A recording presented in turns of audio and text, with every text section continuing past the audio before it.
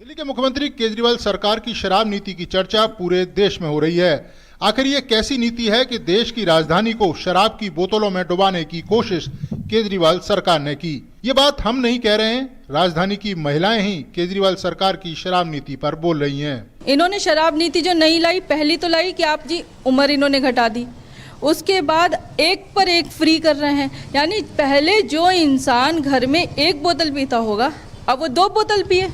वो यही तो चाहते हैं कि बीमारी बढ़े।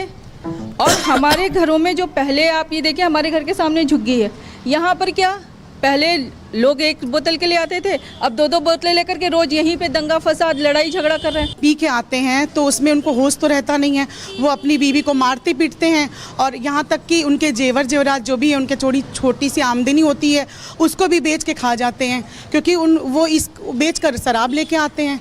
तो ये इस तरह के हमारे जो समाज पर जो ये बहुत बड़ा कलंक एक तरह से बन रहा है और एक तरह से ये बहुत बुरा हो रहा है हमारे समाज के लिए। दिल्ली में सबसे ज्यादा शराब के कारण अगर किसी पर असर हुआ तो वो दिल्ली की महिलाएं थीं।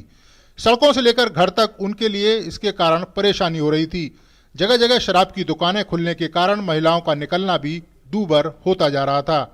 शराब की दुकानों पर लगने वाली भीड़ को देखकर बच्चे भी पूछते थे कि दुकान में ऐसा क्या मिल रहा है कि भंडारे की तरह भीड़ उमड़ रही है। शराब खोल दें हर जगह कि माँ बच्चे को लेके जा रही है, वहाँ लोग शराब खरीद रहे हैं। वो पूछ रही मम्मी क्या मिल रहा है यहाँ पे, इतनी भीड़ क्यों लग रही है, इतनी लाइन क्यों लग रही है, मम्मी क्या भंडारा चल रहा है यहाँ पर। छोटे छोटे बच्चे ऐसे सवाल पूछ रहे हैं हमसे। मतलब रास्ता है, वहाँ शराब बिक रही है, चाहते क्या है वो कि घर में शराब देते हैं। एक काम करें, राशन की दुकान पर शराब भी रखवा दें कि जो राशन कार्ड है उनको हम महीने की 10 बोतलें भी दिया करेंगे और आसानी हो जाएगी और फ्री में बांटें। क्या दिक्कत है, हमें क्यों परेशान करना। लोग चलती, महिलाएं चल रही हैं, लोग ताना मार रहे हैं कि निकल ही क्यों रहे हो यहाँ से। वो हमसे कहेंगे भाई साहब क्या बात है, कहेंगे आप निकल ही क्यों रहे हो यहाँ से, उधर से निकले जाओ। तो क्या चाहते हैं वो, आप बताएं। केजरीवाल चाहते क्या है कि सब शराब पिएं, बच्चे भी शुरू कर दे पीना बड़ों के साथ एक फ्री दे रहे हैं, ठीक है ना। अब वो सुबह नहीं पीने वाला एक के साथ एक फ्री मिल रहा है, वो सुबह भी पी रहे हैं, दोपहर को भी पी रहा है, शाम को भी पी रहे हैं। जो छोटी छोटी दुकानें खोल रहे हैं वो भी पी रहे हैं, जो रिक्शे वाले हैं वो कहीं भी पी के लुढ़क रहे हैं। उससे बच्चों को बहुत फर्क पड़ रहा है। राजधानी के युवाओं का भी मानना है कि केजरीवाल सरकार की शराब नीति लोगों के घरों को बर्बाद कर रही है।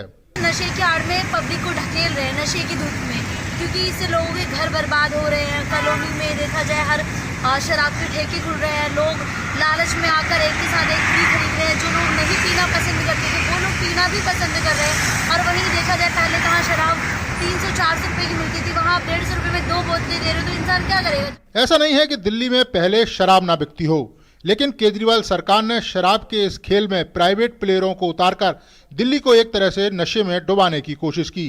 राजधानी की महिलाओं के अनुसार दिल्ली में और भी बहुत से काम हैं जिन पर सरकार को फोकस करना चाहिए, ना कि सिर्फ शराब पर। राजधानी की महिलाओं का भी मानना है कि केजरीवाल सरकार को शराब को छोड़कर विकास के दूसरे कामों पर ध्यान देना चाहिए, ना कि दिल्ली को शराब के नशे में डुबाना चाहिए।